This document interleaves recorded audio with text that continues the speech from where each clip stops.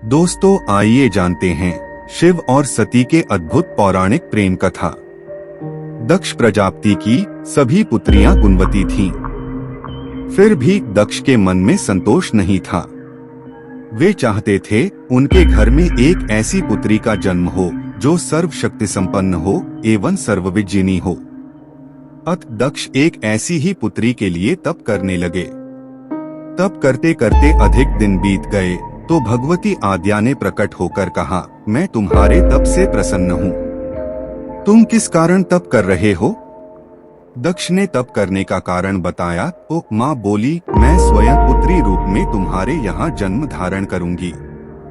मेरा नाम होगा सती। मैं सती के रूप में जन्म लेकर अपनी लीलाओं का विस्तार करूंगी। फलस्वरूप भगवती आद्या ने सती रूप में दक्ष के यहाँ जन्म लिया। सती दक्ष की सभी पुत्रियों में सबसे अलौकिक थीं। सती ने बाल्यावस्था में ही कई ऐसे अलौकिक आश्चर्यचकित करने वाले कार्य कर दिखाए थे जिन्हें देखकर स्वयं दक्ष को भी विस्मयता होती रहती थी। जब सती विवाह योग्य हो गई तो दक्ष को उनके लिए वर की चिंता होने लगी। उन्होंने ब्रह्मा जी से इस विषय में परामर्श किया। ब्रह्मा जी ने कहा, सती आद्या की अवतार हैं। आद्या आदि शक्ति और शिव आदि पुरुष हैं। अतः सती के विवाह के लिए शिव ही योग्य और उचित वर हैं। दक्ष ने ब्रह्मा जी की बात मानकर सती का विवाह भगवान शिव के साथ कर दिया। सती कैलाश में जाकर भगवान शिव के साथ रहने लगी। भगवान शिव के दक्ष के दामाद थे, किंतु किसी वजह से दक्ष के हृदय में भगवान शिव के प्रति बैर और विरोध भाव पैदा हो गया। एक बार देवलोक में ब्रह्मा ने धर्म के निरूपण के लिए एक सभा का आयोजन किया था। सभी बड़े बड़े देवता सभा में शामिल हुए। भगवान शिव भी इस सभा में बैठे थे। सभा मंडल में दक्ष का आगमन हुआ। दक्ष के आगमन पर सभी देवता उठकर खड़े हो गए, पर भगवान शिव खड़े नहीं हुए। उन्होंने दक्ष को प्रणाम भी नहीं किया। फलस्वरूप दक्ष ने अपमान का अनुभव किया। केवल यही नहीं, उनके हृदय में भगवान शिव के प्रति ईर्ष्या की आग जल उठी। वे उनसे बदला लेने के लिए समय और अवसर की प्रतीक्षा करने लगे। एक बार सती और शिव कैलाश पर्वत पर बैठे हुए परस्पर वार्तालाप कर रहे थे। उसी समय आकाश मार्ग से कई विमान कनखल की ओर जाते हुए दिखाई पड़े। सती ने उन विमानों को देखकर भगवान शिव से पूछा, प्रभो, ये सभी विमान किसके हैं और कहाँ जा रहे हैं? भगवान शंकर ने उत्तर दिया, आपके पिता ने बड़े यज्ञ का आयोजन किया है। समस्त देवता और देवगण इन विमानों में बैठकर उसी यज्ञ में सम्मिलित होने के लिए जा रहे हैं। इस पर सती ने दूसरा प्रश्न किया, क्या मेरे पिता ने आपको यज्ञ में सम्मिलित होने के लिए नहीं बुलाया? भगवान शंकर ने उत्तर दिया, आपके पिता मुझसे बैर रखते हैं, फिर वे मुझे क्यों बुलाने लगे? सती मन ही मन सोचने लगी, फिर बोली, यज्ञ के इस अवसर पर अवश्य मेरी सभी बहनें आएंगी। उनसे मिले हुए बहुत दिन हो गए। यदि आपकी अनुमति हो तो मैं भी अपने पिता के घर जाना चाहती हूँ। यज्ञ में सम्मिलित हो लूंगी और बहनों से भी मिलने का सुअवसर मिलेगा। भगवान शिव ने उत्तर दिया, इस समय वहाँ जाना उचित नहीं होगा। आपके पिता मुझसे बैर रखते हैं, हो सकता है वे आपका भी अपमान करें। बिना बुलाए किसी के घर जाना उचित नहीं होता है। इस पर सती ने प्रश्न किया, ऐसा क्यों?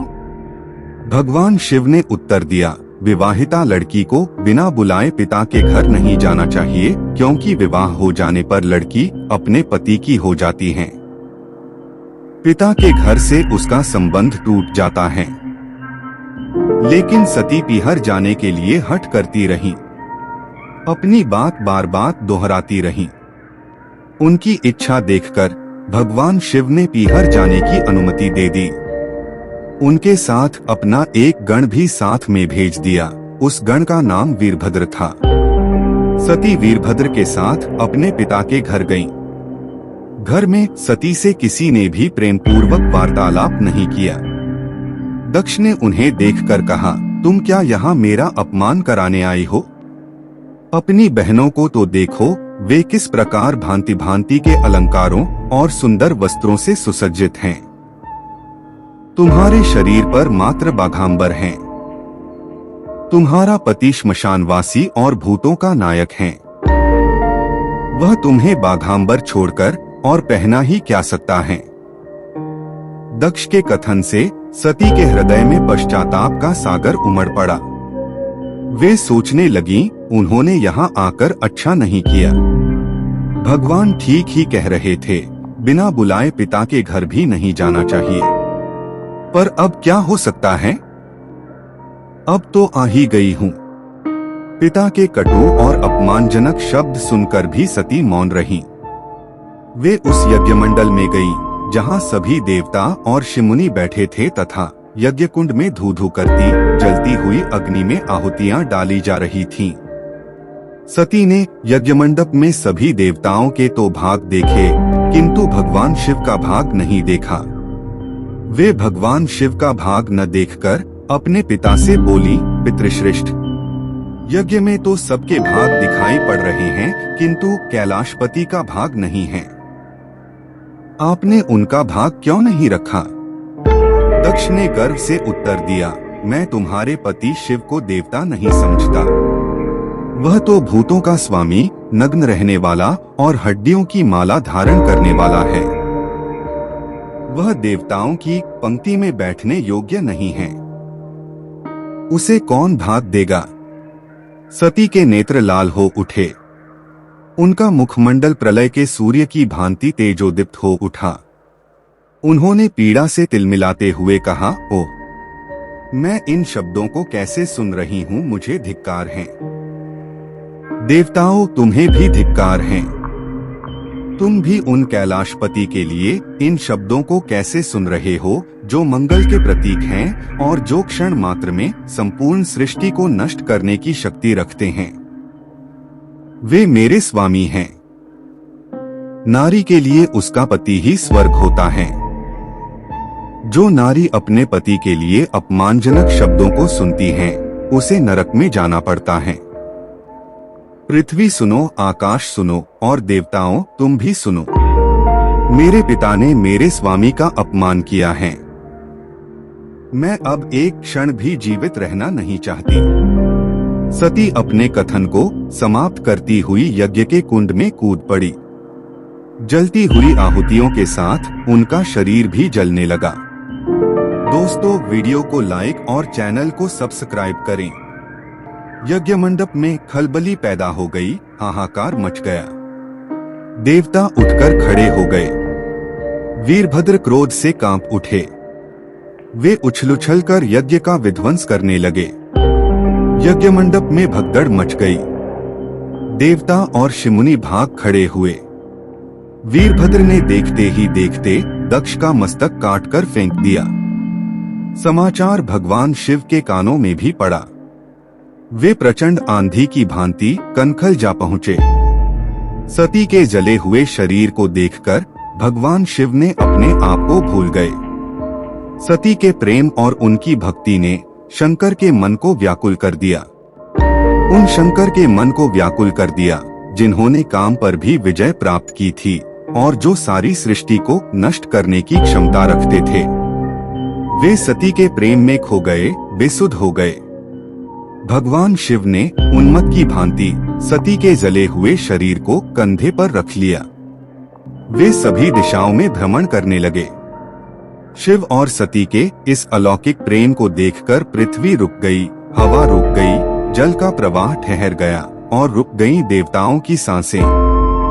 सृष्टि व्याकुल हो उठी। सृष्टि के प्राणी पुकारने लगे, त्राहिमाम, त्राहिमाम। भयानक संकट उपस्थित देखकर सृष्टि के पालक भगवान विष्णु आगे बढ़े। वे भगवान शिव की बेसुधी में अपने चक्र से सती के एक एक अंग को काट काट कर गिराने लगे। धरती पर 51 स्थानों में सती के अंग कट कट कर गिरे। जब सती के सारे अंग कट कर गिर गए तो भगवान शिव पुनः अपने आप में आए। जब वे अपने आप में आए तो पुनः सृष्टि के सारे कार्य चलने लगे। धरती पर जिन 51 स्थानों में सती के अंग कट कट कर गिरे थे, वे ही स्थान आज शक्तिपीठ माने जाते हैं। आज भी उन स्थानों में सती का पूजन होता है, उपासना होती है। धन्य था शिव और सती का प्रेम। शिव और सती के प्रेम ने उन्हें अमर और वंदनीय बना दिया। कैसी लगी ये अमर प्रेम कथा? कमेंट जरूर कीजिएगा। धन्यवाद।